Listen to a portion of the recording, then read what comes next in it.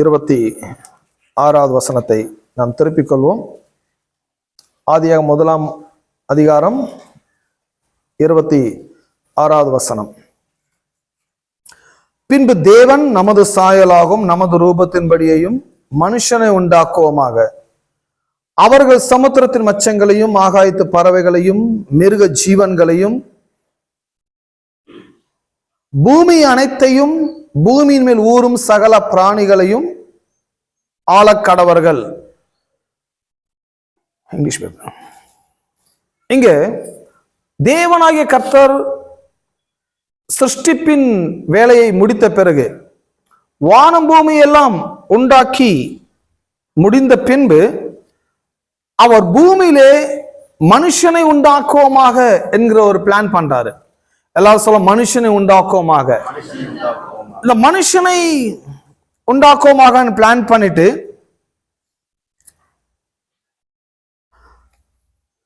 அவங்களுக்கு என்ன சொல்றாரு? எதுக்காக உண்டாக்குவோமாகன்றாரு? பூமி அனைத்தையும் அவர்கள் ஆளக்கடவர்கள். எல்லாம் பூமி அனைத்தையும் அவர்கள் ஆளக்கடவர்கள். இது ஆங்கிலத்துல ரொம்ப அருமையா கொடுத்துக்கிறாங்க. God said, let us make mankind our image after our likeness and let them have complete authority over the fish of the sea, the birds of the air. இங்க நான் வாசிக்கிற புஸ்தகம் ஆம்பிளிஃபையர் என்கிற பைபிளை எடுத்து வாசிக்கிறேன். என்ன சொல்றது? கம்ப்ளீட் அத்தாரிட்டி அப்படிங்கிற அவங்க கொடுக்குறாங்க. வேற பைபிள் இருக்கா?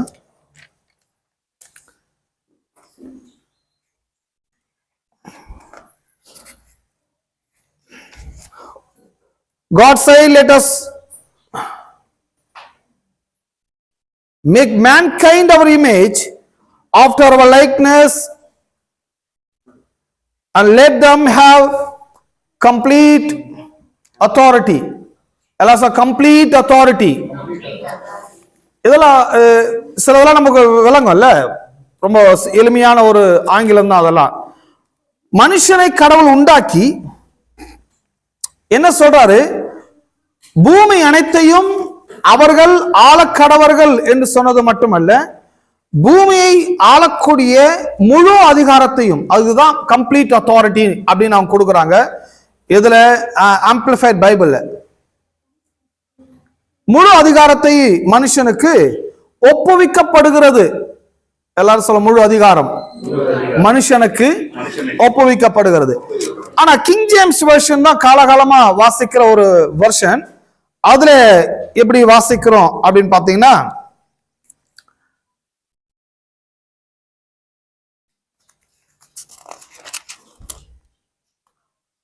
then God said, let us make people in our image to our likeness and let them have dominion over the fish of the sea and over the fowl of the air and over the cattle and over all the earth.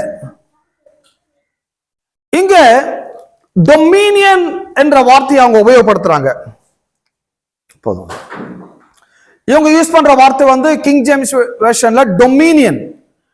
Dominion சொன்னா dominate பண்றது. Dominate பண்றது, அதிகாரம் செலுத்துறது, rule பண்றது. மனுஷனை உண்டாக்குவோமாக அப்படின்னு சொல்லிட்டு மனுஷனுக்கிட்ட என்னென்ன கொடுத்தாருன்றத கவனிக்கணும். கம்ப்ளீட் அத்தாரிட்டி கொடுத்ததாக ஏஎம்பில வாசிக்கிறோம், ஆம்பிளிஃபைட் பைபிள் படிக்கிறோம். டொமினியன் பண்ணுங்க, டொமைன் பண்ணுங்க, பிறகு டாமினேட் பண்ணுங்க. எல்லாம் சார் டாமினேட். இந்த டொமினியன்ற வேர்ட்ல இருந்து வரதா டாமினேட். டாமினேட்னா எதிர்ப்பது, சரி செய்வது, சரியாக்குவது. இப்படி சரி செஞ்சு சரியாக்கி பூமி மேல நீ ரூல் பண்ணும்படியாக கம்ப்ளீட் அத்தாரிட்டி, முழு அதிகாரத்தையும் முழு வல்லமையும் ஆதாமுக்கு தேவன் கொடுத்திருக்கிறார். இதுதான் சிருஷ்டிப்புல நடக்கிற விவகாரம். முழு அதிகாரம் மனுஷனுக்கு கொடுத்து, அங்க என்ன தமிழ்ல வாசிக்கிறேன், இப்போ மச்சங்களையும் ஆகாயத்து பறவைகளையும் மிருக ஜீவன்களையும் பூமி அனைத்தையும் பூமியின் மேல் ஊறும் சகல பிராணிகளையும் ஆளக்கடவர்கள். எல்லாம் ஆளக்கடவர்கள். இந்த ஆளக்கடவர்கள்ன்ற வார்த்தை தான் டொமைன் பண்ணுங்க, ரூல் பண்ணுங்க, ஆளுகை செய்யுங்க. ஆளுகை செய்யும்படியாக, ஆளும்படியாக தேவன் மனுஷனை உண்டாக்கினார். ஆகவே இந்த மனுஷனை உண்டாக்கும் போது என்னெல்லாம் சொல்லி உண்டாக்குனார்ன்றதை கவனிக்க வேண்டும். ஆளக்குடினா உண்டாக்கினார். ஏன் ஆளக்குடினா உண்டாக்கினார்? ஏனென்றால் தேவன் ஆளுகிறவர், தேவன் அரசாளுகிறவர், தேவன் ரூல் பண்ணுகிறவர், தேவன் அதிகாரம் செலுத்துகிறவர். சோ தேவன் எப்படி ஆளுகிறவரோ, தேவன் எப்படி அதிகாரம் செலுத்துகிறவரோ, அவரை போல அவருடைய சாயல், அவருடைய ரூபம், அவருடைய குணலட்சணங்களை போலவே, அவரை போலவே தேவன் மனுஷனை படைச்ச பிறகு அவனையும் சொல்ற, நீயும் என்ன மாதிரி ஆளுகை செய், நீயும் என்ன மாதிரி அதிகாரம் செலுத்து, நீயும் என்ன மாதிரி அரசாட்சி பண்ணு அப்படின்னு சொல்லி தேவன் மனுஷனை சிருஷ்டித்தார்.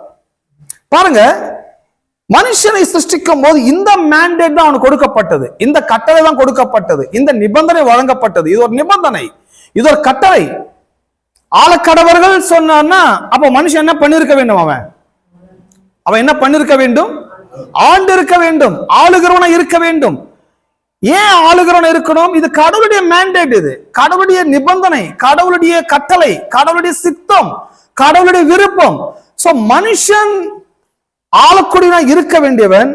அவன் ஆளாமல் போனதுக்கான காரணம் என்ன? இந்த பூமியிலே பிசாசானவன் மனுஷனை ஆளவிடாதபடிக்கு தடுத்தால்தான் பிசாசுடைய ராஜ்யத்தை எஸ்டாப்ளிஷ் பண்ண முடியும். எப்போ மனுஷனை கடவுள்கிட்ட இருந்து பிரிக்கிறோமோ, எப்போ மனுஷன் கிட்ட இருக்கிற கடவுளுடைய சித்தத்தை நிராகரிப்போமோ, பிசாசால் அப்பதான் உலகத்தை என்ன செய்ய முடியும்? ஆளுகை செய்ய முடியும். பிசாசு பாருங்க, பிசாசு ரூல் பண்ண வேண்டியவன். அவன் பார்க்கறான், தேவன் மனுஷன் உண்டாக்கிட்டாரு, இந்த மனுஷனை கடவுள்கிட்ட இருந்து பிரிச்சாலொழிய பூமியில யார் ரூல் பண்ண முடியாது? பிசாசானவன் ரூல் பண்ண முடியாது. பாருங்க, பிசாசுடைய சித்தம் ஒண்ணு இருக்குது, பிசாசுடைய விருப்பம் ஒண்ணு இருக்குது, பிசாசுடைய கொள்கை ஒண்ணு இருக்குது. என்ன சித்தம், என்ன விருப்பம், என்ன கொள்கை அப்படின்னா, இந்த பூமியை எல்லாம் சர்வநாசனம் பண்ணணும், இந்த பூமியை எல்லாம் அழிவை நோக்கி கொண்டு செல்லணும், பூமியை அழிவின் விளிம்பு நிலைக்கு கொண்டு போய் விட்டுணும், பூமியை தத்தளிக்க பண்ணணும், பூமியை அலங்கோலமாக்கணும், பூமியை உருப்படாம பண்ணணும். இதுதான் பிசாசுடைய சித்தம். ஆமென். ஏன் அத இப்படி பூமியை சர்வநாசனம் பண்றது பிசாசுடைய சித்தமா இருக்குதுன்னா, தேவனுடைய சிருஷ்டிப்பை கெடுக்கிறது தான் பிசாசுடைய வேலை. தேவன் எதையெல்லாம் சிருஷ்டித்தாரோ அதையெல்லாம் பிசாசு என்ன பண்ணணும்? கெடுக்கணும். அவருக்கு கேப் போடு.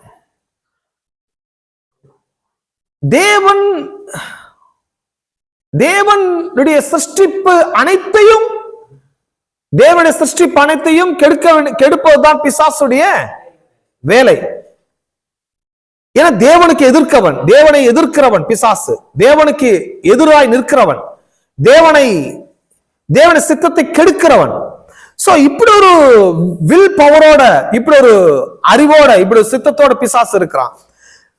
பட் கடவுள் மனுஷனுக்கு இந்த அதிகாரத்தெல்லாம் கொடுத்த பிறகு, பூமியை ஆளக்கடவர்கள் என்று சொல்லி முழு அதிகாரத்தையெல்லாம் ஆதாம் கொடுத்த பிறகு, பிசாசா இப்ப ஒண்ணும் பண்ண முடியல. பிசாசுடைய முதல் ப்ராஜெக்ட் என்ன தெரியுமா? மனுஷனை முதல்ல கடவுள் கொடுத்த அசைன்மெண்ட்டை பண்ணாம தடுக்கணும். கடவுள் கொடுத்த அசைன்மெண்ட்டை பண்ணாமல் தடுக்க வேண்டும். கடவுளுடைய சித்தத்தை நிராகரிக்க வேண்டும். கடவுளுக்கு அகெயின்ஸ்டா இவனை மாத்தணும், கடவுளுக்கு விரோதியாரைய மாத்தணும். எப்போ மனுஷனை கடவுள்கிட்ட இருந்து பிரிச்சு கடவுள் கொடுத்த அசைன்மெண்ட்டை கம்ப்ளீட் பண்ணாம தடுத்து கடவுளுக்கு எனிமையா மனுஷனை மாத்திடுன்னு சொன்னா, அதுக்கப்புறம் பிசாசுடைய ராஜ்யத்தை இந்த பூமியில என்ன பண்ண முடியும்? எஸ்டாப்ளிஷ் பண்ண முடியும். விளங்குதா நான் பேசுறது? அப்போ இந்த பூமியில என்ன நடந்து கொண்டு வருதுன்னா, ரெண்டு கவர்மெண்டுடைய பிரச்சனை. ஒன்னு தேவனுடைய கவர்மெண்ட், இன்னொன்னு பிசாசுடைய கவர்மெண்ட். இந்த ரெண்டு கவர்மெண்டுடைய அந்த மோதல்கள், ரெண்டு கவர்மெண்டுடைய விருப்பங்கள், கடவுள் சொல்றாரு ஏன் கவர்மெண்ட் எஸ்டாப்ளிஷ் பண்ணாரு. பிசாசு பாடுறான் இல்ல இல்ல அவர் கவர்மெண்ட் நிராகரிச்சு ஏன் கவர்மெண்ட் நீ எஸ்டாப்ளிஷ் பண்ண. இவன் ரூல் இவன் மோட்டிவேட் பண்றான். பாருங்க, மனுஷனுக்கு கடவுள் சாயல், கடவுள் ரூபம், கடவுளுடைய எல்லாவற்றையும் பலனெல்லாம் கொடுத்து பூமி ஆளக்கடவர்கள் எல்லாம் ஆளக்கடவர்கள். ஆளக்கடவர்கள்னா டொமைன் பண்றது. டொமைன் பண்றதுன்னு சொன்னா கவர்ன் பண்றது. கவர்ன் பண்றதுன்னா அரசாங்கத்தை செலுத்து, அதிகாரத்தை செலுத்துவது. ஒரு கவர்மெண்ட்னா என்ன? கவர்மெண்ட்னா என்ன? ரூல் பண்றது, கண்ட்ரோல் பண்றது, மேனேஜ் பண்றது, அதிகாரம் செலுத்துவது, செல்வாக்கை செலுத்துவது. ஒரு கவர்மெண்ட் என்ன? ரூலிங், கண்ட்ரோல், பவர் அண்ட் அத்தாரிட்டிய செல்வாக்கை செலுத்துவதுதான் அரசாங்கத்துடைய வேலை. கடவுள் சொல்றாரு நீ ரூல் பண்ணு, நீ செல்வாக்க செலுத்து, நீ அதிகாரம் செலுத்து, நீ கண்ட்ரோல் பண்ணு, நீ மேனேஜ் பண்ணு. எல்லாம் கண்ட்ரோல் மேனேஜ். இந்த கண்ட்ரோலும் மேனேஜும் எப்போ நீ செய்யாம மிஸ் பண்றியோ நீ தேவனுடைய கவர்மெண்ட்டை நீ மதிக்கவில்லை என்று அர்த்தமாகிறது. ஆமென். சோ ஆதாம் அந்த நிலையில இருக்கும்போது பிசாசு சொல்றான் இல்ல இல்ல என்னுடைய கவர்மெண்ட் நீ கொண்டு வான்னு சொல்லி ஆதாமோட பேசுறான். தேவன் எதையெல்லாம் செய்யக்கூடாதுன்னு சொன்னாரோ அதையெல்லாம் ஆதாம் செய்ய ஆரம்பிக்கிறான். எப்போ ஆதாம் தேவனுடைய வார்த்தையை நிராகரிச்சு பிசாசு சொன்னதை செய்தானோ அவன் என்ன இழந்துட்டான் இந்த பூமியில அப்படி சொன்னா, ஆதாம் கடவுளுடைய அரசாட்சியை இழந்து போனான். கடவுளுடைய அரசாட்சியை, கடவுளுடைய அரசாட்சி, கடவுளுடைய ஆட்சி, கடவுளுடைய மாட்சிமை, கடவுளுடைய அதிகாரம், இதெல்லாம் ஆதாம் மிஸ் பண்ணிட்டான். கடவுளுடைய அசைன்மெண்ட்டை கம்ப்ளீட் பண்ணல. மனுஷன் இழந்தது கடவுளுடைய கட்டளை. எல்லாம் கடவுளுடைய கட்டளை. கடவுளுடைய கட்டளை என்ன? பூமி அனைத்தையும், பூமி அனைத்தையும், பூமி அனைத்தையும் அவர்கள் ஆளக்கடவர்கள் என்று சொன்னத இந்த கட்டளையை மனுஷன் மிஸ் பண்ணினதுனால விளைவுதான் இன்னைக்கு பூமி முழுவதும் பிசாசுடைய ஆளுகையும் பிசாசுடைய ஆதிக்கமும் இன்றைக்கு செல்வாக்கு மிகுந்த வேகத்துல மிக வேகமாக பரவி கொண்டு வருகிறது. கடவுளுடைய ரூலிங் இல்ல, ஆக பிசாசு தன்னுடைய ரூலிங்கை, தன்னுடைய அரசாட்சியை அவன் எஸ்டாப்ளிஷ் பண்ண ஆரம்பிக்கிறான். மனுஷன் இழந்தது தேவனுடைய ஆளுகை இழந்து போனான். ஆனால் மனுஷன் எதை இழக்கவில்லை என்றால், மனுஷன் மதத்தை இழக்கவில்லை, மனுஷன் பரலோக ராஜ்யத்தையும் இழக்கவில்லை. மனுஷன் பரலோகத்தை இழக்கவில்லை, மனுஷன் பரலோகத்தை இழக்கவில்லை. ஆனா மனுஷன் இன்னைக்கு இரவும் பகலும் எதை ஓயாமல் தேடுகிறான்? மதங்கள் எதை சொல்லி வச்சிருக்குது? இந்து மதமாகட்டும், புத்த மதமாகட்டும், பௌத்த எந்த கிறிஸ்தவ மதமாகட்டும், எல்லா மதங்களும் சொர்க்கத்தை நாடு, சொர்க்கத்தை நாடு, சொர்க்கத்தை நாடுன்னு சொல்லி சொர்க்கத்தை கான்சென்ட்ரேட் பண்ண வச்சுட்டாங்க. சொர்க்கத்தை அடையணும்ன்ற ஒரு குறிக்கோளோடவே இருக்கிறாங்க. அப்போ மனுஷன் சொர்க்கத்தை ஏதோ இழந்துட்டா, சொர்க்கத்தை அடையணும்ன்றது முயற்சி பண்ணணும்ன்ற மாதிரி இன்னைக்கு மக்களை திசை திருப்பி விட்டது மதங்கள். ஆனால் உண்மையாக சொல்ல போனால் மனுஷன் இழந்தது சொர்க்கத்தை அல்ல, மனுஷன் இழந்தது கடவுளுடைய சித்தத்தை அல்லது கடவுளுடைய திட்டத்தை அல்லது கடவுளுடைய விருப்பத்தை, கடவுளுடைய அசைன்மெண்ட், கடவுளுடைய மேண்டேட், கடவுளுடைய கட்டளையை மனுஷன் இழந்து போனான். மனுஷன் கடவுளுடைய கட்டளை இழந்து போனான். என்ன கட்டளை? பூமி அனைத்தையும் ஆள கடவர்கள். ஆளணும் போது ஏன் ஆளுகை செய்யாமல் போனான்? ஆளுகை என்பது இந்த பூமியிலே கடவுளுடைய கவர்மெண்ட்டை நீ கொண்டு வா. நான் அவர் எப்படி பரலோகத்தின் அரசாங்கத்தில அரசராய் இருக்கிறாரோ, பரலோகத்தை உண்டாக்கி அந்த பரலோக ராஜ்யத்தில அவர் ராஜாவாய் இருந்து பரலோகத்தை அவர் அற்புதமாய் அவர் ரூலிங் பண்ணி வராரு. பரலோக ராஜ்யத்துல என்னெல்லாம் இல்ல அப்படின்னா, எந்த வைரஸ் கிடையாது, உயிர்கொல்லி கிருமிகள் பரலோகத்திலே கிடையாது. பூமியில ஏராளமான உயிர்கொல்லி கிருமிகள் இருக்கிறது. எத்தனை பேர் நம்புறீங்க? இந்த பூமியில ஏராளமான வைரஸ், மரணத்தின் ஆயுதங்கள், இந்த பூமியில ஏராளமான யுத்தங்கள், கலவரங்கள், குழப்பங்கள், பஞ்சங்கள், பசி, உயிர்கொல்லி கிருமிகள், பாழாக்கும் கொள்ளை நோய்கள், பொறாமை, போட்டி, எரிச்சல், ஏராளமான பிரச்சனைகள் பூமியிலே தாண்டவமாடி கொண்டு வருகிறது. ஒவ்வொரு வீட்டையும், ஒவ்வொரு நாட்டையும், ஒவ்வொரு சமுதாயத்தையும் இதுதான் மனுஷனை அழித்துக் கொண்டு வருகிறது. ஹலோ, என்ன ரீசன்? ஏன் இதெல்லாம் இருக்குது? இந்த பூமி இப்படி இருக்குது, அந்த பரலோகம் ஏன் அவ்வளவு நல்லா இருக்குது?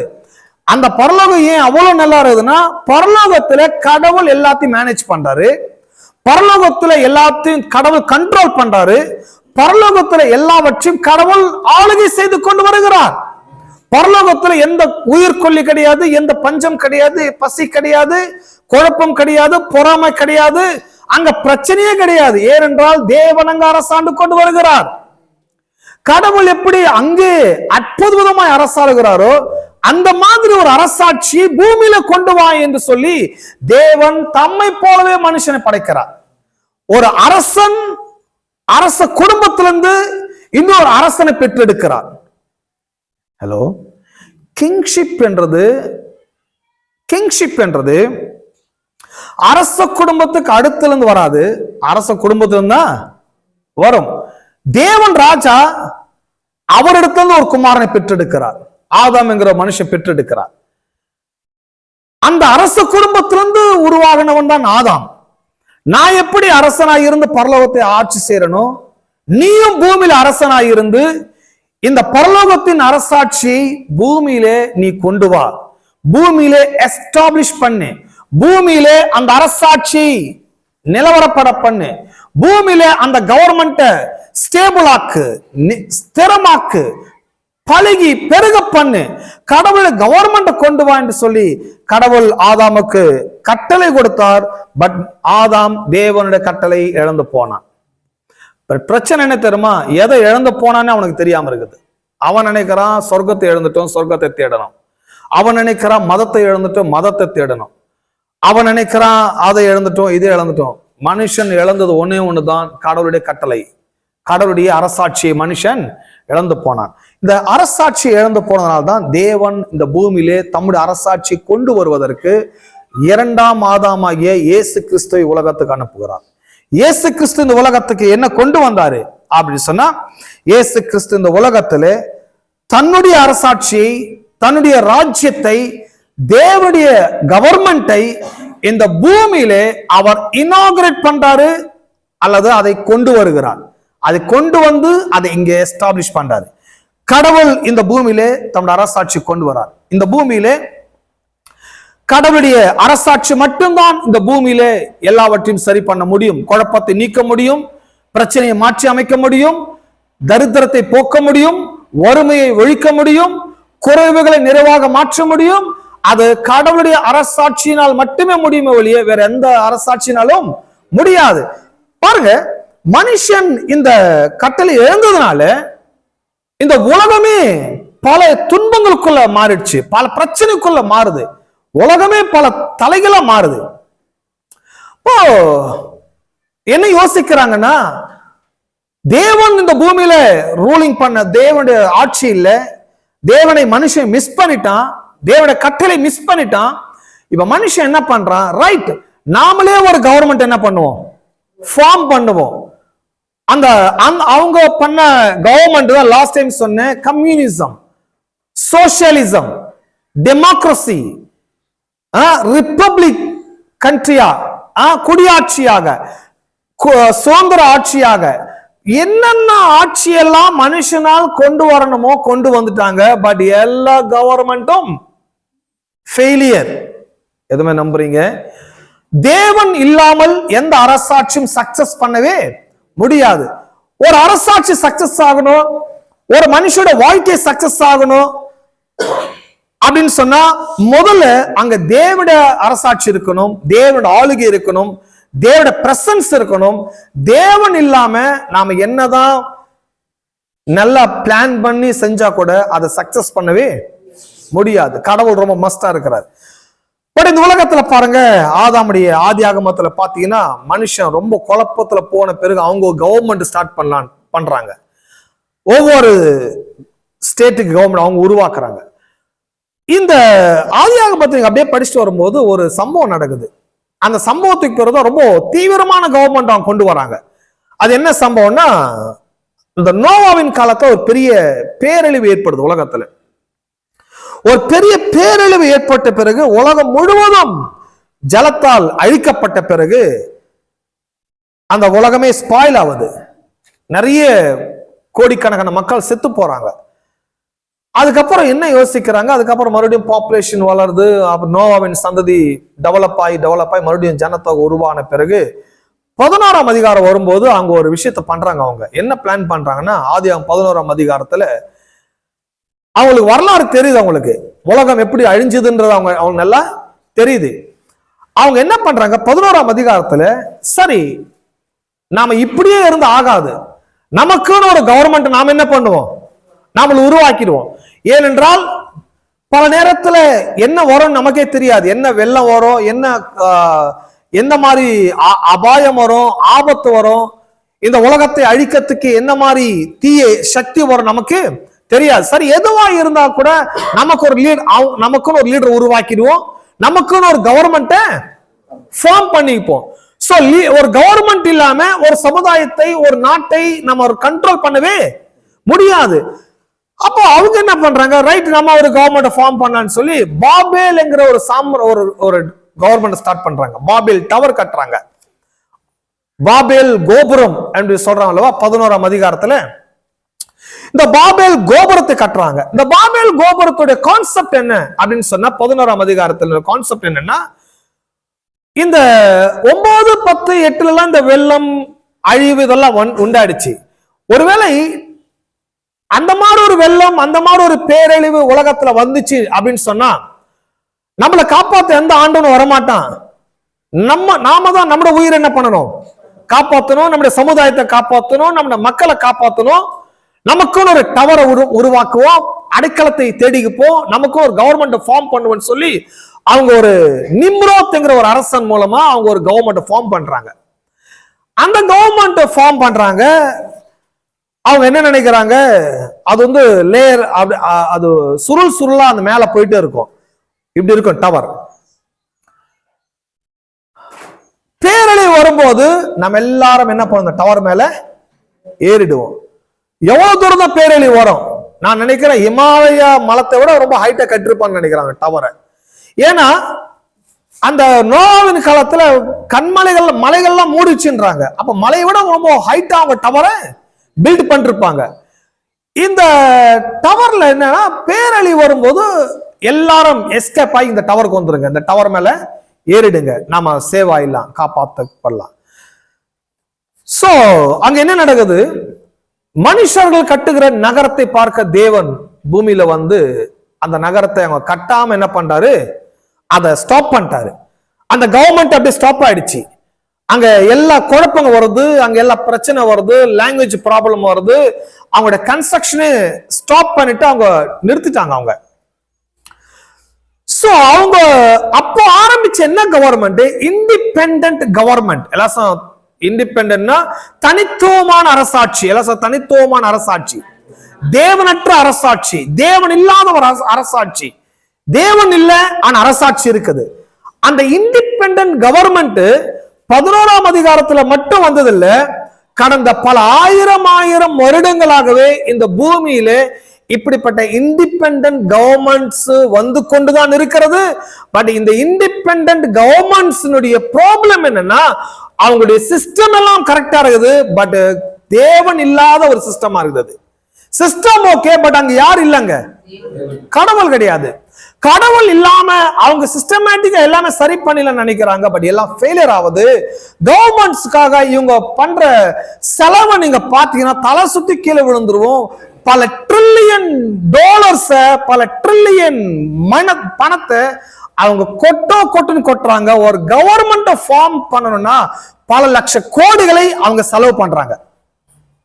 ஹலோ, ஒரு அரசாங்கத்தை ஃபார்ம் பண்றதுக்கு பல லட்சம் கோடியை செலவு பண்றாங்க. சரி, பல லட்சம் கோடி செலவு பண்ணி அந்த கவர்மெண்ட் சக்சஸ்ஃபுல்லா போதான்னு பாத்தீங்கன்னா, அவ்வளவு லட்சம் கோடி செலவு பண்ணியும் அந்த கவர்மெண்ட் என்ன ஆயிடுது, எல்லாம் ஃபெயிலியர், எல்லாம் ஃபெயிலியர். அரசாங்கம் ஃபெயிலியர் ஆகுது. இவங்க கிட்ட சிஸ்டம் இல்லையா? சிஸ்டம் நல்லா இருக்குது. ஏன் இல்ல? சிஸ்டம் இருக்குது. கடவுளுடைய பேட்டர்ன்லாம் இருக்குது அவங்க கிட்ட. ராஜ்யம் எப்படி இருக்கும்னு தெரியுது. ஒரு ராஜ்யத்துல என்னென்னலாம் இருக்கணும்னு தெரியுது. ஒவ்வொரு கவர்மெண்ட்டும் ஒவ்வொரு நாட்டை ரூல் பண்ணும்போது அவங்க எல்லா சிஸ்டத்தை கொண்டு வராங்க. Education system, medical system, protection system, சொசைட்டியை காக்கணும், கல்ச்சுரல், எல்லாத்தையும் கொண்டு வராங்க.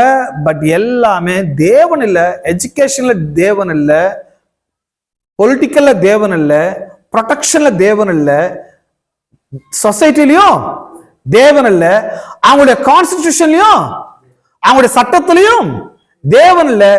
தேவன் இல்லாத அந்த எஜுகேஷன் சிஸ்டம் ஃபெயிலியர். தேவன் இல்லாத அந்த மெடிக்கல் சிஸ்டமும் ஃபெயிலியர். தேவன் இல்லாத ப்ரொடெக்ஷன் சிஸ்டமும் ஃபெயிலியர். அப்போ இவங்க என்ன நினைக்கிறாங்க?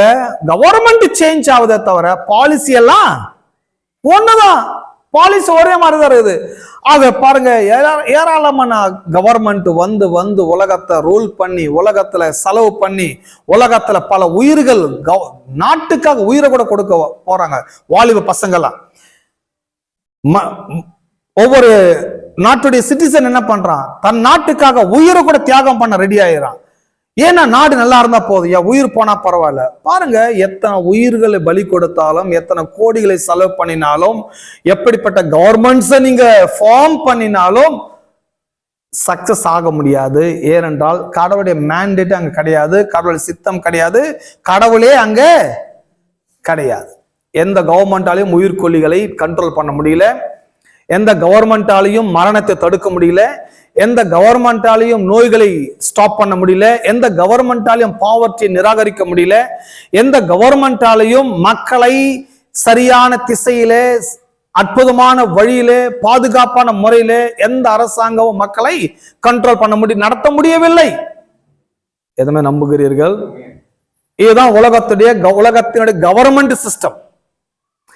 இப்படியெல்லாம் இந்த உலகம் ஃபெயிலியர் ஆயிட்டே இருக்கிறதுனால பல 2000 வருஷத்துக்கு முன்னாலதான் இயேசு என்கிற ஒருவர் இந்த பூமியிலே மனிதராய் அவதரிக்கிறார். இயேசு மனிதராய் ஏன் அவதரித்தார் அப்படி சொன்னா, இந்த உலகத்திலே தன்னுடைய அரசாட்சி கொண்டு வருகிறார். தேவட கவர்மெண்ட் என்னன்றது காமிக்கிற உலகத்துல. தேவட கவர்மெண்ட் எப்படிப்பட்டது, தேவட அரசாட்சின்னு எப்படிப்பட்டது? தேவட கவர்மெண்ட் நோய்களை போக்கும், பிணிகளை நீக்கும், வியாதிகளை சுஸ்தமாக்கும், மரணத்தை ஜெயிக்கும், தோல்விகளை ஜெயமாக மாற்றும், வறுமையை நீக்கும், தரித்திரத்தை போக்கும், குருடர்களின் கண்களை திறக்கும், சிறையில் உள்ளவர்களை விடுதலையாக்கும், கட்டுண்டர்களை விடுவிக்கும். இதுதான் தேவனுடைய அரசாட்சி. இதுதான் தேவனுடைய அரசாட்சி. லூக்கா 4 படிக்கிறோம் அல்லவா? அதை திருப்பி வாசிப்போம். லூக்கா 4 அதிகாரம். அவரோட கவர்மெண்ட் எப்படிப்பட்ட கவர்மெண்ட் அவர் பேசுறாரு.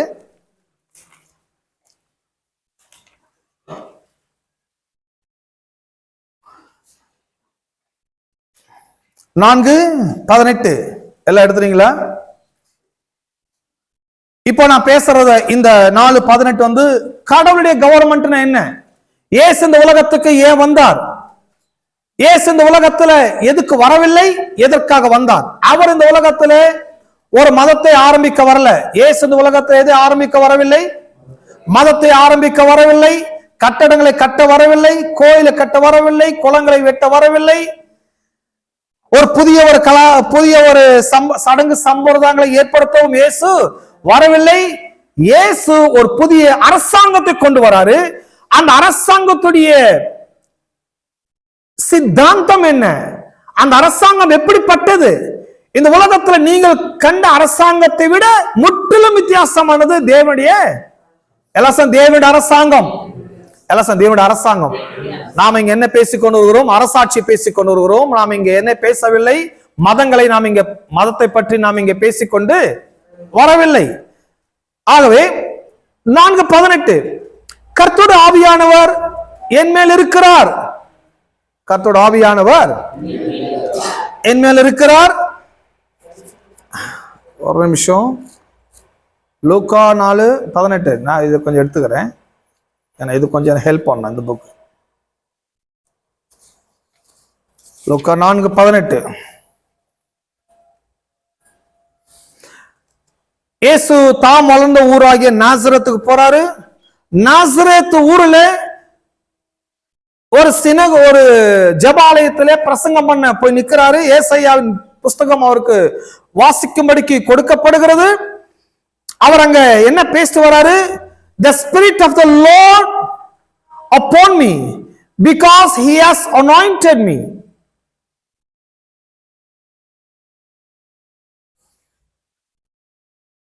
கர்த்தருடைய ஆவியானவர் என் மேல் இருக்கிறார், தரித்திரருக்கு சுவிசேஷத்தை பிரசங்கிக்கும்படி, நறுங்குண்டலை குணமாக்கவும், சிறைப்பட்டவர்களுக்கு விடுதலையும், குருடருக்கு பார்வையும் பிரசித்தப்படுத்தும், நொறுங்குண்டவர்களை விடுதலையாக்கவும், கர்த்தருடைய அனுகிரக வருஷத்தை பிரசித்தப்படுத்தவுமே என்னை அனுப்பினார் என்று எழுதியிருக்கிற இடத்தை அவர் கண்டு வாசித்து புஸ்தகத்தை சுருட்டி பணிவிடைக்காரருக்கு கொடுத்து உட்கார்ந்தார். இங்க என்ன சொல்லிட்டு வராரு? இங்க அவர் சொன்ன வார்த்தைகள் ஏதாச்சும் ரிலிஜியன் வேர்ட்ஸ் இருக்குதா? மதத்துக்குட்பட்ட வார்த்தைகள் ஏதாச்சும் படிச்சாரா என்று பார்த்தீங்கன்னா, மதத்துக்குட்பட்ட வார்த்தை அவர் வாசிக்கவே இல்லை. மாறாக அவர் என்னென்ன படிக்கிறாரு? இந்த உலகத்தினுடைய மிகப்பெரிய பிரதானமான பிரச்சனையை, தரித்திரத்தை அவர் எதிர்க்கிறார். சோ ஒரு கவர்மெண்ட்னா என்ன? ஃபர்ஸ்ட் பாவர்ட்டியை மேற்கொள்வதற்கு ஃபார்முலாவை கிரியேட் பண்றதுதான் கவர்மெண்டோட ஒர்க்.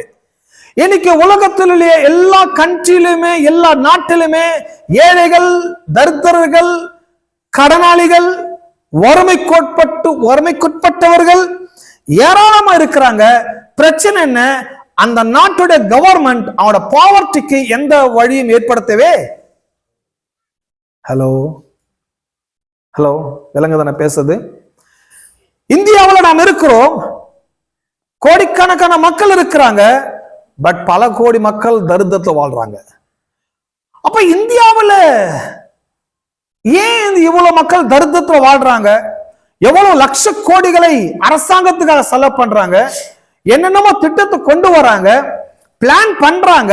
கடைசியில எந்த கவர்மெண்டாலையும் தனிப்பட்ட மனிதனுடைய தரித்திரத்தை அரசாங்கத்தினால் முடியவில்லை, போக்க முடியவில்லை.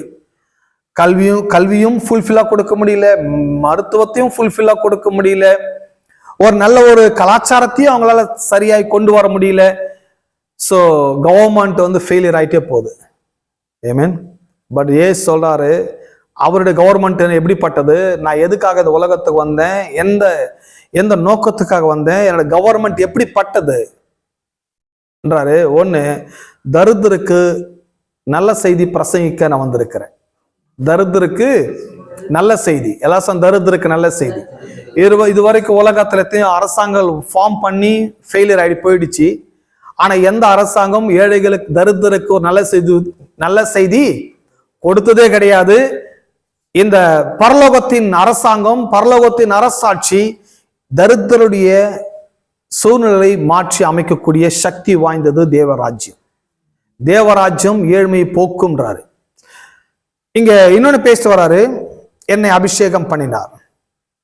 இந்த அபிஷேகம்ன்றது நான் ஆல்ரெடி உங்களுக்கு சொல்லியிருக்கிறேன். யார் அனாயிண்டிங் பண்றாங்க? பழைய ஏற்பாட்டுல படிச்சீங்கன்னா, அடுத்த அரசனா யார் ஏற்படுகிறாரோ அவங்களுக்கு மேலதான் என்ன பண்ணுவாங்க? அபிஷேக தைலத்தை ஊற்றுவாங்க. நமக்கு அந்த ஸ்டோரி எல்லாம் தெரியும். தாவீதை தேவன் தெரிந்து கொண்டதுனால சாமுவேல்ங்கிற தீர்க்கதரிசி அனாயிண்டிங் பண்றார், அபிஷேகிக்கிறார். இந்த அபிஷேகத்தின் தைலம் யார் மேல ஊற்றப்படுதோ அவங்க தான் அடுத்த பிரின்ஸ், அடுத்த கிங் அவங்க தான். அப்போ சொல்றாரு, இந்த உலகத்துல என்னை தேவன் அனாயிண்டிங் பண்ணி அனுப்பியிருக்கிறார். என்னை அரசனாக இந்த உலகத்துக்கு அனுப்பியிருக்கிறார். இந்த உலகத்துக்கு என்னை அவர் அனுப்பி இருக்கிறார். இன்னொன்னு, இவரோட கவர்மெண்ட் எப்படிப்பட்டது? இருதயம் நறுங்குண்டவர்களை குணமாக்கும். எல்லாம் இருதயம் நறுங்கு குணமாக்கும், சிறைப்பட்டலுக்கு விடுதலை, குருடருக்கு பார்வை பிரசித்தப்படுத்தவும், நொறுங்குண்டலை விடுதலையாக்கும். பிசிக்கலி, எமோஷனலி, பைனான்சியலா எல்லா விஷயத்திலுமே இந்த கவர்மெண்ட் டீல் பண்ணுன்றாரு. பிசிக்கலாவும் டீல் பண்ணும், பைனான்சியலாவும் டீல் பண்ணும், எமோஷனலாவும் டீல் பண்ணும். எல்லா நாட்டில் இருக்கிற சிட்டிசனுடைய ப்ராப்ளம் என்ன தெரியுமா? ஒரு கவர்மெண்ட் மேல ஒரு பெரிய எமோஷன் இருக்குது அவங்களுக்கு, ஆனா வெளிப்படுத்தவே முடியாது. வாழ்க்கையில நிறைய பிரச்சனை இருக்குது, அதை வெளிப்படுத்த முடியாம இருக்கிறாங்க. சூழ்நிலைகள் மாற முடியாம இருக்கிறாங்க. ஏன்னா கவர்மெண்டால எல்லாரோட பிரச்சனையை தீர்க்க முடியவில்லை. பைனான்சியல் ப்ராப்ளத்தையும் ஃபுல்லா தீர்க்க முடியாது, எமோஷனல் ப்ராப்ளத்தையும் தீர்க்க முடியாது. பல குழப்பத்துல அரசாங்கம் வருது. பட் காட் சொல்றாரு, ஏன் கவர்மெண்ட் அப்படிப்பட்ட கவர்மெண்ட் கிடையாது. என்னோட கவர்மெண்ட் உங்களுடைய பைனான்சியல் ப்ராப்ளத்தை, உங்களுடைய பிசிக்கல் ப்ராப்ளத்தை, உங்களுடைய மென்டலி ப்ராப்ளத்தை, உங்களுடைய ஹோல் லைஃபையே டோட்டலா சேஞ்ச் பண்ணக்கூடியதுதான் என்னோட அரசாங்கமா இருக்கிறது. ஆமென். சொல்றாரு, பிரசித்தப்படுத்தவும் நொறுங்குடல் விடுதலையாக்கவும் கர்த்தருடைய அனுக்கிரக வருஷத்தை பிரசித்தப்படுத்தும். அது என்ன பிரசித்தப்படுத்தும் சொல்றாங்க? எல்லாம் சொல்றதா, ஒண்ணு செய்ய மாட்டாரா? எல்லாமே சொல்லிட்டு வராரு, பிரசித்தப்படுத்துறது ஒரு கவர்மெண்ட் சொல்லினே தான் இருக்குமா, செய்யாதானா? நோ, கவர்மெண்ட் எப்போ ஒன்னு சொல்லிடுச்சோ அது அபிஷியல் ஸ்டேட்மெண்டா நாம் எடுத்துக்கொள்ள வேண்டியதான் நாட்டுடைய குடிமக்களுடைய வேலையா இருக்கிறது. அதாவது பக்கத்து வீட்டுக்காரங்க அவங்க இவங்க என்ன சொல்றாங்கன்றது அபிஷியல் நியூஸ் கிடையாது.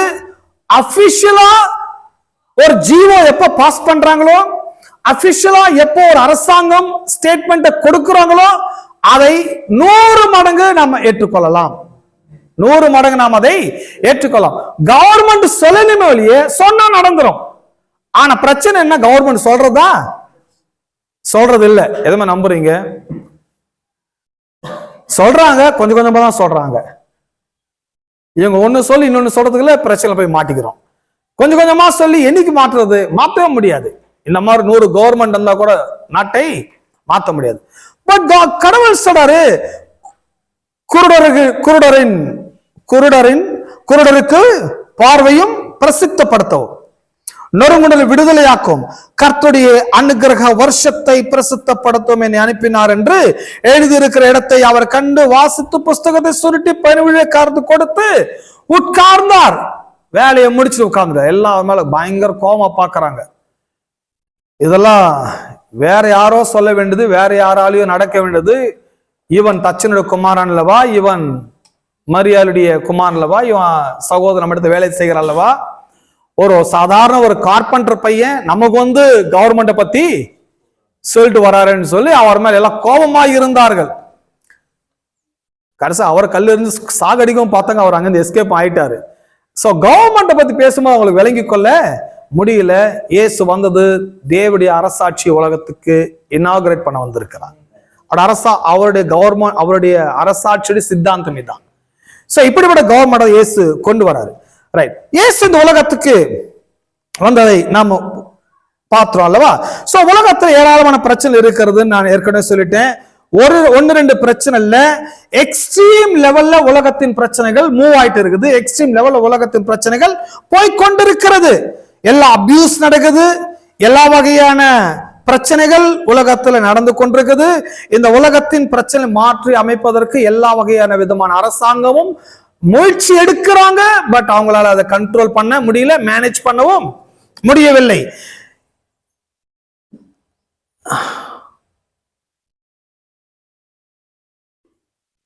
பட் இயேசு இந்த உலகத்துக்கு வந்தது எதுக்காக சொன்னா, மனிதனுடைய அனைத்து பிரச்சனைகளை டீல் பண்ணவும் சால்வ் பண்ணவும் இயேசு இந்த உலகத்துக்கு வருகிறார். எதுவுமே நம்புகிறீர்கள்?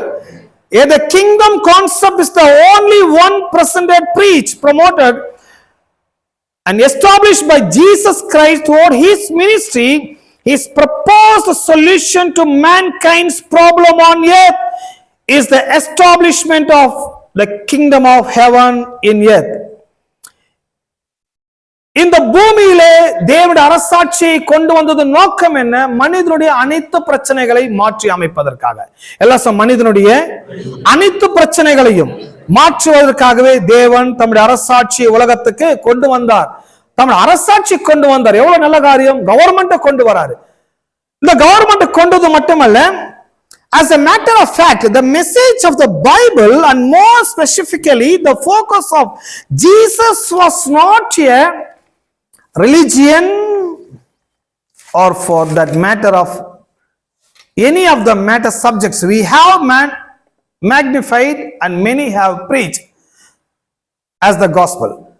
இயேசு சுவிசேஷத்தை டீச் பண்ணார தவிர வேற எந்த விஷயத்தையும் அவர் பெருசா ப்ரீச் பண்ண மாதிரி தெரியல. எல்லாம் சுவிசேஷம், எல்லாம் சுவிசேஷம். The gospel or good news to the world. சுவிசேஷம் சொன்ன நல்ல செய்தி. நல்ல செய்தி என்ன? நல்ல கவர்மெண்ட் ஃபார்ம் ஆயிடுச்சுன்னு சொல்றதே ஒரு நல்ல செய்தி. நல்ல அரசர் வந்துட்டாரு, நல்ல அரசாட்சி வந்துடுச்சு அப்படின்றது நல்ல செய்தி அல்லவா?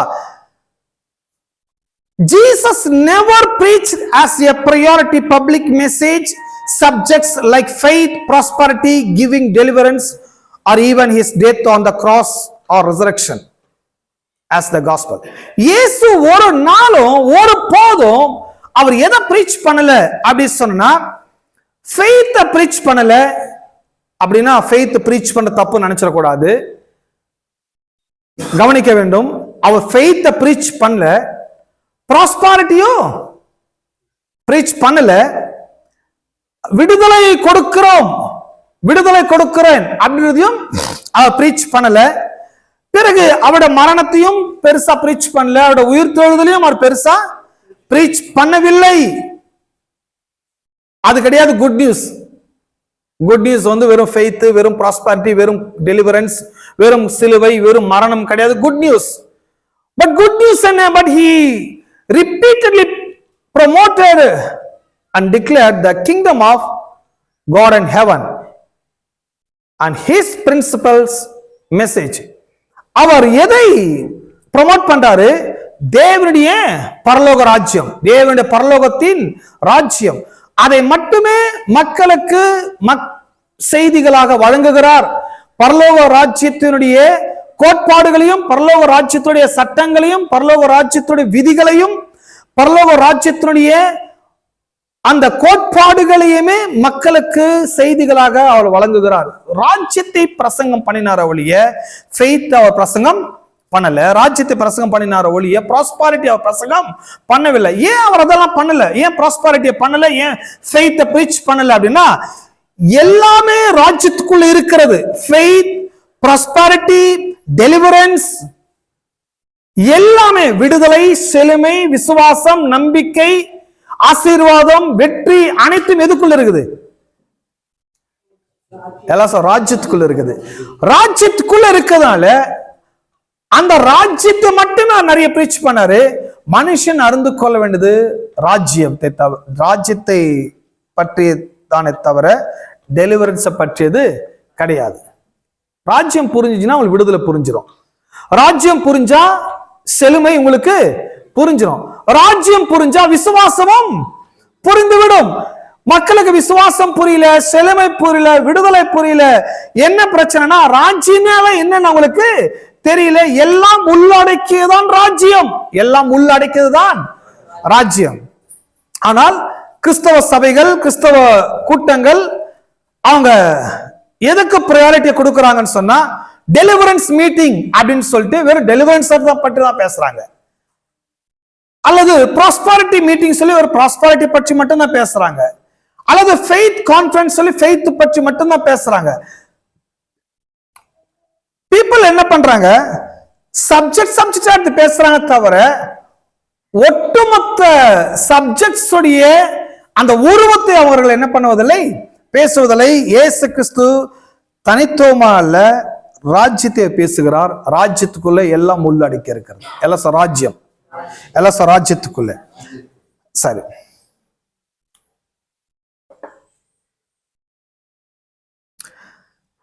இந்த ராஜ்யத்தை பற்றி அவர் பேசிக்கொண்டு வரும்போது தம்முடைய சீஷர்களுக்கு இந்த ராஜ்யத்தை உலகம் முழுதும் பிரசித்தப்படுத்தும்படிக்கு அவர் உற்சாகப்படுத்துகிறார். இந்த ராஜ்யத்தை உலகம் முழுதும் உள்ள மக்களுக்கு அறிவிக்கும்படிக்கு அவர்களுக்கு சொல்லுகிறார். இந்த இயேசு கிறிஸ்துடைய ராஜ்யத்தை பற்றி, இந்த தேவ ராஜ்யத்தை பற்றி புதிய ஏற்பாட்டில் நிறைய இடத்துல படித்தாலும் முதல்ல பழைய ஏற்பாட்டில் எங்க என்ன சொல்லப்பட்டுள்ளது என்று நாம் கவனிக்கும் போது ரெண்டு பெரிய உதாரணங்களை பார்க்கலாம். தேவனோட ராஜ்யம் இந்த பூமியில எப்படி வரும்ன்றதுக்கு சொல்றது ரெண்டு பெரிய உதாரணங்களை பார்க்கலாம். ஒன்னு யாத்திராகமம் 19ஆம் அதிகாரம் 5 மற்றும் 6. யாத்திராகமம் 19, 5 மற்றும் 6.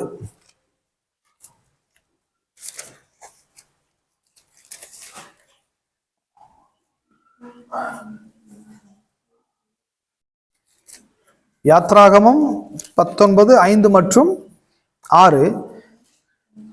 இப்பொழுது நீங்கள் என் வாக்கை உள்ளபடி கேட்டு என் உடன்படிக்கையை கை கொள்வீர்களானால் சகல ஜனங்களிலும் நீங்களே எனக்கு சொந்த சம்பத்தாய் இருப்பீர்கள். பூமி எல்லாம் என்னுடையது. நீங்கள் எனக்கு ஆசாரிய ராஜ்யமும் பரிசுத்த ஜாதியுமாய் இருப்பீர்கள் என்று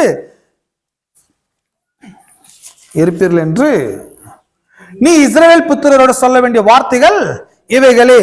இஸ்ரவேல் புத்திரர்கள் எகிப்து நாட்டிலே அடிமைகளா இருக்கும் போது அந்த மக்களுக்கு மோசே ஒரு வார்த்தை சொல்ல அனுப்புறாரு. அந்த மக்களுக்கு என்ன சொல்லி அனுப்பு? இந்த பூமியிலே நீங்கள் கடவுளுடைய ஜனங்களா இருக்கணும் தேவனுடைய ஜனமா இருப்பதற்கு சொல்றாரு. என் வாக்கை உள்ளபடி கேட்டு, உள்ளபடி கேட்டு. Now if you obey me fully and keep my covenant, then out of all nations you will be my treasured possession. உள்ளபடி கேட்டு என் உடன்படிக்கையை கை கொள்வீர்களானால், உடன்படிக்கையை கை கொள்வீர்களானால் சகல ஜனங்கள் நீங்கள் எனக்கு சொந்த சம்பத்தா இருப்பீர்கள். நல்லா கவனிங்க. இந்த 19ஆம் அதிகாரம் 5-6 இஸ்ரவேல் ஜனங்களோட மோசே சொல்லி அனுப்புறாரு. மோசேட்ட அனுப்புறார் தேவன். மோசே அந்த ஜனங்களை சொல்லு, நான் சொல்ற எல்லா வார்த்தையும் கேட்க சொல்லு, வார்த்தைக்கு ஒபே பண்ண சொல்லு. ஒபே பண்ண சொல்றது மட்டுமல்ல, அதை கடைபிடிக்க சொல்லு. அப்படி இருந்தாங்கன்னா அவங்க என்னுடைய ஜனமா இருப்பாங்க. பூமி எல்லாம் எந்துதான், பூமி எல்லாம் என்னுடையது. பூமி இந்த 5-6 எங்கேயாச்சும் மதத்துக்குட்பட்ட வார்த்தை இருக்குதா அப்படின்னு நீங்க கவனிச்சுன்னா 5-6 மதத்துக்குட்பட்ட வார்த்தை எங்கேயுமே கிடையாது. அப்ப 5-6 எதுக்குட்பட்ட வார்த்தையா இருக்குதுன்னா எல்லாமே கவர்மெண்ட்டுக்கு சம்பந்தப்பட்ட வார்த்தையாவே இருக்கிறது. லீகல் வார்த்தையாகவே அங்க காணப்படுகிறது. மதம் சம்பந்தப்பட்ட வார்த்தை அங்க கிடையாது. ஏன்னா அங்க now if you obey me fully and keep my covenant, first அங்க என்ன கொடுக்குறாங்க? உடன்படிக்கை. உடன்படிக்கை. உடன்படிக்கை என்றால் என்ன? ஒப்பந்தம் அல்லது அக்ரிமெண்ட், கான்ட்ராக்ட். அதுதான் ஒப்பந்தம், உடன்படிக்கைன்னு சொல்றாங்க. அப்போ இந்த அக்ரிமெண்ட், கான்ட்ராக்ட், கவனன்ட், உடன்படிக்கைன்னு சொன்னா எந்த மதமும் நம்மோட அக்ரிமெண்ட் போடுறது கிடையாது. மதங்கள் நம்ம கிட்ட அக்ரிமெண்ட் போடுறது கிடையாது. மதங்கள் நம்ம கிட்ட கான்ட்ராக்ட் பண்றது கிடையாது. மதம் பண்ணுதா? நோ. இது கவர்மெண்ட் பண்றது. உடன்படிக்கை கை கொள்கிறானால் சகல ஜனம் எனக்கு சொந்த சம்பத்தா இருப்பீர்கள், பூமி எல்லாம் என்னுடையது.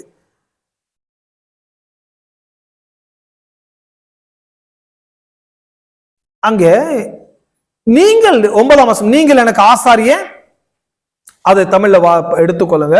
நீங்கள் கடவுள் அந்த ஜனங்க சொல்ற, நீங்கள் எனக்கு எப்படிப்பட்டவர்களா இருப்பீர்கள்? எல்லாம் ஆசாரிய ராஜ்யமும் பரிசுத்த ஜாதியுமா இருப்பீர்கள். ஆசாரிய ராஜ்யம், எல்லாம் ஆசாரிய ராஜ்யம், எல்லாம் ஆசாரிய ராஜ்யம்.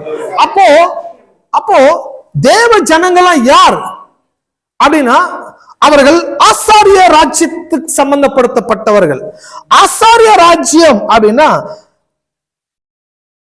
you will be for me a kingdom of priests. kingdom of priests அப்படின்னா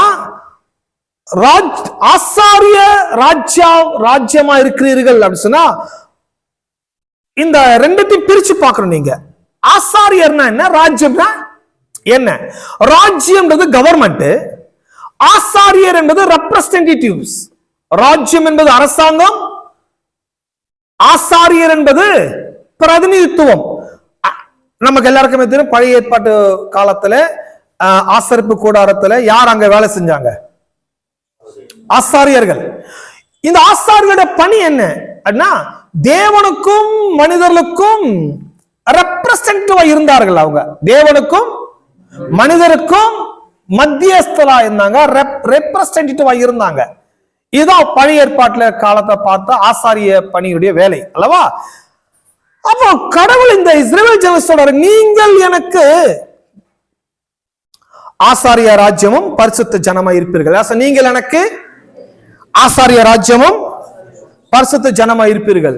காட் என்ன திங்க் பண்றாருன்னா, ஒவ்வொரு பிலீவரும் ஒவ்வொரு ஜனமும் என்னுடைய ரெப்பா இருக்கிறாங்க, என்னுடைய ரெப்ரசன்டேட்டிவா இருக்கிறாங்க, என்னோட ராஜ்யத்தின் ரெப்ரசன்டேட்டிவ், என்னோட ராஜ்யத்தினுடைய பிரதிநிதிகள், என்னோட ராஜ்யத்தினுடைய பிரதிநிதித்துவமா இருக்கிறவர்கள், kingdom representatives. As a kingdom representative, kingdom people, kingdom citizen, ராஜ்யத்தின் பிரதிநிதிகள் எல்லாம் சொன்னான், தேவ ராஜ்யத்தினுடைய பிரதிநிதியா இருக்கிறேன். எதுவுமே புரிகிறது நான் பேசுறது உங்களுக்கு? 9ஆம் வசனம், நீங்கள் எனக்கு ஆசாரிய ராஜ்யமும் பரிசுத்த ஜாதியுமா இருப்பீர்கள். அப்ப நாம் யார் அப்படின்னா, 1, நாம் எல்லாரும் தேவ ராஜ்யத்தின் சிட்டிசனா இருக்கிறோம். 2, நாம் எல்லாரும் ராஜ்யத்தின் கரெக்ட், நாம் எல்லாரும் ராஜ்யத்தின் ரெப்ரசன்டேட்டிவா இருக்கிறோம், பிரதிநிதிகளா இருக்கிறோம்.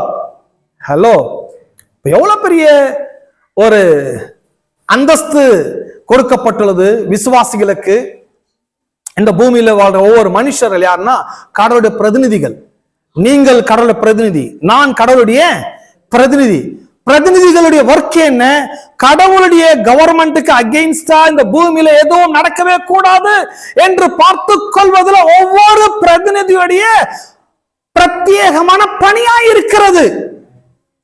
ஹலோ, இந்த பூமியில தேவனுடைய ராஜ்யத்துக்கு விரோதமான எந்த ஒர்க்கும் நடக்கக்கூடாது, தேவனுடைய ராஜ்யத்துக்கு விரோதமாக எந்த கிரியும் வந்துவிடக் கூடாது. அதற்கு நான் ரெப்பா இருக்கிறேன், அதுக்கு நான் எக்ஸிகியூட்டிவா இருக்கிறேன், அதுக்கு நான் பிரதிநிதியா இருக்கிறேன், அதுக்கு நான் வேலை செய்து கொண்டு வருகிறேன். ஆமென். சோ வறுமை தேவனுக்கு விரோதமானது. இயேசுவின் நாமத்தினால் வறுமையை நான் எதிர்க்கிறேன். பாவம் தேவனுக்கு விரோதமானது. இயேசுவின் நாமத்தினால் பாவத்தை நான் எதிர்க்கிறேன். ஏனென்றால் நான் தேவ ராஜ்யத்தின் பிரதிநிதியா இருக்கிறேன். ஹலோ, அப்போ அந்த ஜனங்களுக்கு மோசஸ் சொல்றாரு, இந்த கவனன்ட் புக்க அவங்கிட்ட கொடு. இது இந்த புக்கு என்ன? நிபந்தனை புஸ்தகம். என் வாக்கை உள்ளபடி கேட்டு, என் வாக்கை உள்ளபடி கேட்டு என் உடன்படிக்கை கை கொள்வீர்களானால். அப்போ இந்த இந்த இந்த பைபிள் என்கிறது என்ன? இது ஒரு கிங்டம் கான்ஸ்டிடியூஷனல் புக். இது தேவனுடைய ராஜ்யத்தினுடைய சட்ட அமைப்பு புஸ்தகம், தேவராஜ்யத்தினுடைய சட்ட அமைப்பின் புஸ்தகம். இந்த தேவராஜ்யத்தின் சட்ட அமைப்பின், அந்த கான்ஸ்டிடியூஷனல் சொல்றதுக்கு சட்ட புஸ்தகம் சொல்லலாம், சட்ட அமைப்பின் சொல்லலாம். ஒரு ராஜ்யம் சரிவர சீர்பட இயங்க வேண்டுமானால் ஒரு ராஜ்யத்துக்கு சட்டம் ஒன்று இயங்க வேண்டும், சட்டம் இருக்க வேண்டும். அந்த சட்டம் தான் தேவனுடைய புஸ்தகமாக இருக்கிறது. இது ஒரு மத புஸ்தகம் அல்ல, தேவ ராஜ்யத்துடைய சட்ட புஸ்தகமாக இருக்கிறது.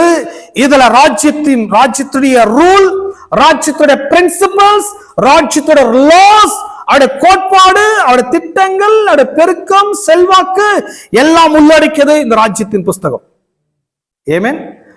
கான்ஸ்டிடியூஷன் புக் கையில இருக்குதா? ரொம்ப ஈஸியா வாங்கலாம். இதை ஒரு 100 ரூபாய் 150 ரூபாய் புக் வாங்கிடலாம்.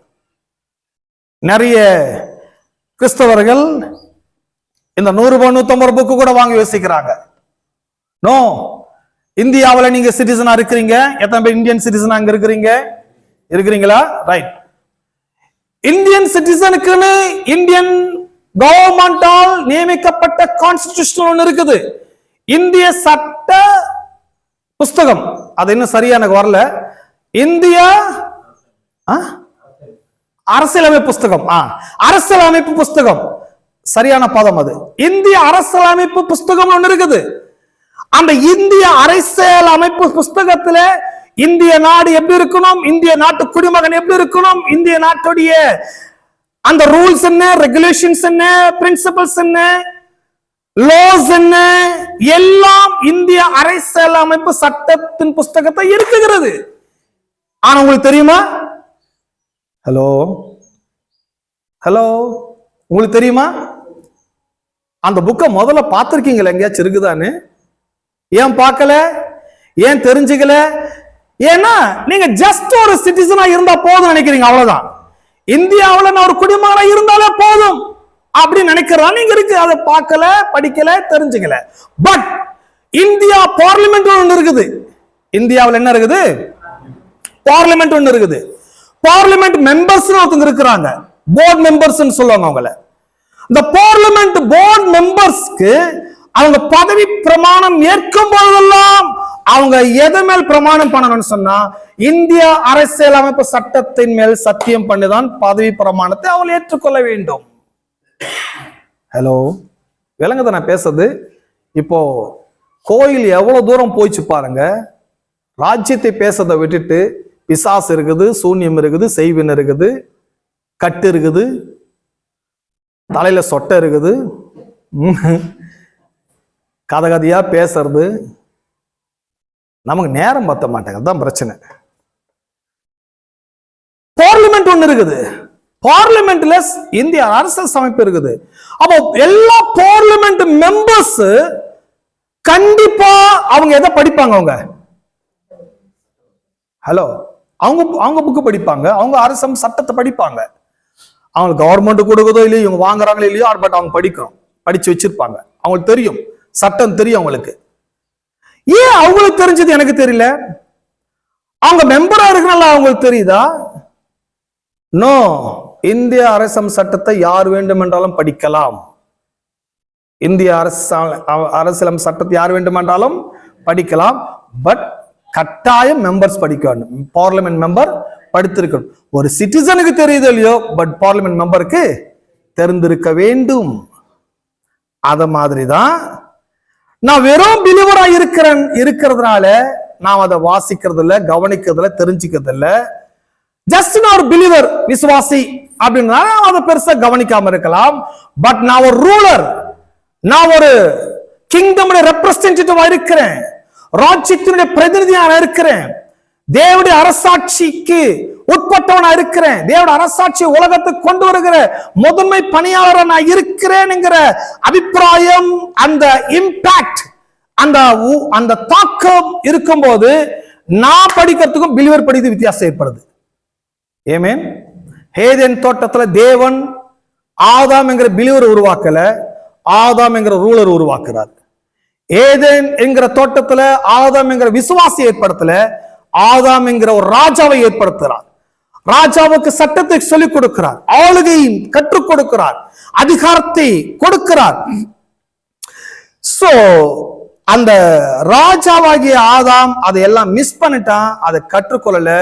பட் தேவன் சொல்றாரு, நீங்க வெறும் பிலிவரா, வெறும் சிட்டிசனா மட்டும் இருந்துராதீங்க, ரூலரா இருங்க, ஆளுகை உள்ளவர்களா இருங்க, தேவனுடைய அரசாட்சியின் பிரதிநிதியா நீங்கள் இருங்கள். எல்லாம் தேவனுடைய அரசாட்சியின் பிரதிநிதியா நீங்கள் இருங்கள். 6ஆம் வசனத்தை நான் மறுபடியும் படிக்கிறேன். நீங்கள் எனக்கு ஆசாரிய ராஜ்யமும் பரிசுத்த ஜாதியுமா இருப்பீர்கள் என்று சொல்றார் அல்லவா? இது ஆங்கிலத்தை கிங்டம் ஆஃப் பிரீஸ் அப்படி சொல்றாங்க. கிங்டம் ஆஃப் பிரீஸ் என்ன? கிங்டம்ன்றது தேவன் இருக்கிற ராஜ்யம், தேவன் வசிக்கிற சாம்ராஜ்யம், அது தேவராஜ்யம். பிரீஸ்ட் எங்க இருக்கிறாங்க? பூமியில இருக்கிறாங்க. இந்த பூமியில இருக்கிற ஒவ்வொரு பிரீஸ்ட் யாரு? கிங்டம் ரெப்ரசன்டேட்டிவா இருக்கிற நீங்களும் நானும் ராஜ்யத்தின் பிரதிநிதிகளா இருக்கிறோம். எல்லாம் சொன்னான், தேவராஜ்யத்தினுடைய பிரதிநிதியா இருக்கிறேன், அவருடைய ரெப்ரசன்டேட்டிவா இருக்கிற. இந்த பூமியில என்ன நடந்தாலும் அதுக்கு நானும் பொறுப்பா இருக்கிறேன். இந்த பூமியில தேவனுடைய ஆளுகையை கொண்டு வர வேண்டும். எல்லா தீமையும், எல்லா பிசாசின் கிரியைகளையும், எல்லா பாவத்தையும், எல்லா குழப்பத்தையும் கண்ட்ரோல் பண்ணுகிற வேலையை கடவுள் எனக்கு கொடுத்திருக்கிறார். ஆமென். கடவுள் உங்களுக்கு கொடுத்திருக்கிறார். ஏன்னா நீங்கள் எனக்குன்னா ரேண்டமா சொல்ற, எல்லாருக்குமே சொல்றாரு, எல்லாருக்கும் இந்த பிரதிநிதியா இருக்கிறீங்க, கண்ட்ரோல் பண்ணக்குள்ள இருக்கிறீங்க. அப்போ ஒவ்வொரு பிலிவரும் பிசாசை கற்றவங்களாக, ஒவ்வொரு பிலிவர்ஸும் பாவத்தை எதிர்க்கிறவர்களாக, ஒவ்வொரு பிலிவர்ஸும் அறிவானவர்களாக, முழுமையானவர்களாக செயல்படும் போது பிசாசின் ராஜ்யம் வர வர வீக் ஆயிட்டே போயிடும். ஆனா இப்ப நீங்க பாத்தீங்கன்னா பிசாசின் ராஜ்யம் நல்லா ஸ்ட்ராங் ஆகிட்டே வர்றது இல்ல, அவன் ரொம்ப எஸ்டாப்ளிஷ் பண்ணிட்டு வரான். எல்லா வீட்லயும் பிசாசை தாண்டவம் ஆடுது. எல்லா நாட்டுல, எல்லா ரோட்டுல, எல்லா சமுதாயத்துல, எல்லா இடத்துலயுமே பிசாசு இல்லாத இடமே இல்லைன்ற அளவுக்கு ஆயிடுச்சு. என்ன பிரச்சனைனா யாருமே அதை இன்சார்ஜ் எடுக்கிறது இல்லை, யாருமே அதை பொறுப்பு எடுக்கிறது இல்லை. நான் தேவராஜ்யத்தின் பிரதிநிதியா இருக்கிறேன், நான் தேவனால் அழைக்கப்பட்டவனா இருக்கிறேன், தேவனுடைய சித்தம் எனக்கு விளங்குகிறது, தேவனை ஆளுகிறவனா என்னை உருவாக்கி இருக்கிறார், நான் தான் எல்லா தீமையின் மீது, பாவத்தின் மீது, பிசாசின் மீது, தரித்திரத்தின் மீது, எல்லா குழப்பத்தின் மீது ஆளுகை நான் தான் செலுத்த வேண்டும் என்று சொல்லி ஒவ்வொரு மனுஷனும் இப்படி ராஜ்யத்துக்குட்பட்டு வேலை செய்யும் போது, வேத வசனத்துக்குட்பட்டு அவன் ஆளுகை செய்யும் போது பிசாசு வீக் ஆகாத நீங்க பார்க்க ஆரம்பிப்பீங்க.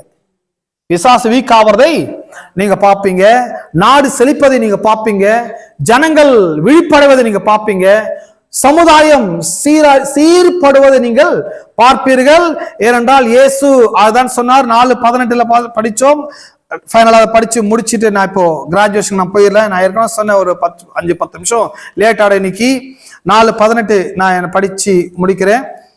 கர்த்தரோட ஆவியானவர் தரித்திரருக்கு சுவிசேஷ பிரசங்கம் அபிஷேகம் பண்ணினார். இருதயம் நறுங்குடல் குணமாக்கும், சிறைப்பட்டலுக்கு விடுதலையும், குருடருக்கு பார்வை பிரசித்தப்படுத்தும், நறுங்குடல் விடுதலையாக்கும், கர்த்தருடைய அனுகிரக வருஷத்தை பிரசித்தப்படுத்தும் என்னை அனுப்பினார். ஆமென். இயேசு எப்படி தன்னுடைய ஆசாரிய வேலையை கரெக்டா செய்ய பாருங்க, அதை அனுப்பினார். ஆகவே இந்த பூமி தேவனுக்கு உட்பட வேண்டும், தேவனுடைய ராஜ்யத்தால் நிலவரப்பட வேண்டும். இன்னைக்கு இந்த ராஜ்யத்தினுடைய சுவிசேஷத்தின் பணிக்காக, ராஜ்யத்தினுடைய சுவிசேஷத்தை கொண்டு செல்வதற்காக நிறைய பேர், எல்லாருமே அழைக்கப்பட்டவர்கள், எல்லாருக்குமே ராஜ்யத்தின் மேல ஒரு ராஜ்யத்தின் பிரதிநிதிகளாக எல்லாருமே இருக்கிறோம்.